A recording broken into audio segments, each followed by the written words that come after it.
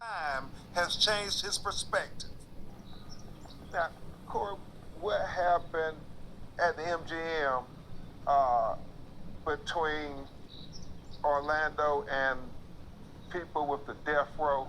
I was at the bar buying some drinks. Somebody came up and told me, hey, man, they just jumped on nephew over there.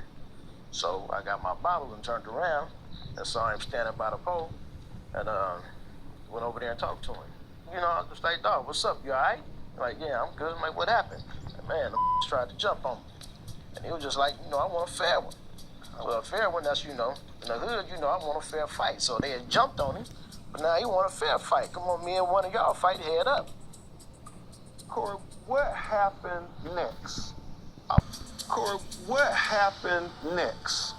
I was like, man, look, we can catch up with all this when we get back in Compton, And Lane looked at me and said, dog, if it was you, you wouldn't want to wait till we got home.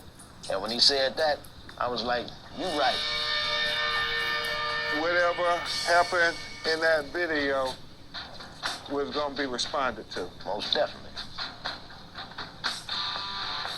And we was all standing there talking. They finna go over there to the club. And we rode over there. Club 662? Yeah, to wait on them and confront them, make his response. We got over there and waited around for about an hour. Nobody showed up. So I said, man, look, man, we in Vegas. It's fight weekend. I'm finna go get some bottles and go back to the hotel. There was too many girls at the hotel. I'm not finna be sitting in the parking lot waiting on some pull up and we got all these women to play with over here. Yes, sir. That's what we came for. After waiting for Tupac and Suge to get there, do you know who left with Orlando Anderson? Was it T. Brown? Was it DeAndre? Was it Keefe? Was it a white Cadillac? I didn't see any white Cadillac, and nor do I know who was in the car with him. It was 2 or 3 different cars, so you know what I mean? I don't know who all rode with who. I remember when we met with Compton Police Detective Tim Brennan, he mentioned the gun that was found in Cory Edwards' girlfriend's backyard. I've always been curious about that gun. Did at some point a gun was found that they thought was used in the murder of Tupac Shakur? Yeah, it was found in my girlfriend's backyard. In your girlfriend's backyard? Yeah. Did she find it? No. Her father found it. Backyard? Actually went in the backyard and his dog was running around the yard with it in his mouth. The dog? The dog. They had a pit bull and he was running around the yard with the gun in his mouth. And so did he called the police and reported it? Yeah, and turned it in. Why do you think the police thought the gun found in your girlfriend's father's backyard was the gun used to kill Tupac?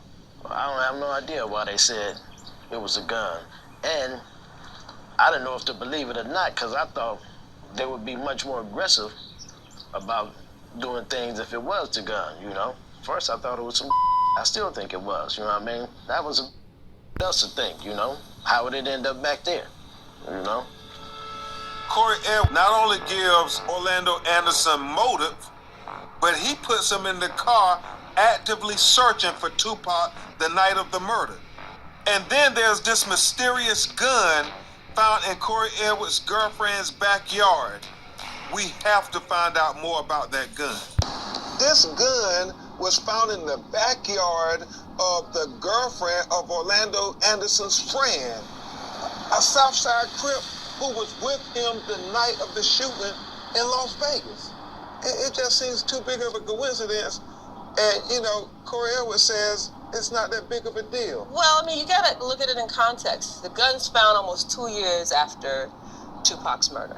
Probably came across as not that big a deal because there were thousands of guns on the streets of Compton back then. It's a Glock, and Glocks weren't unusual. There's really nothing that stood out about that gun.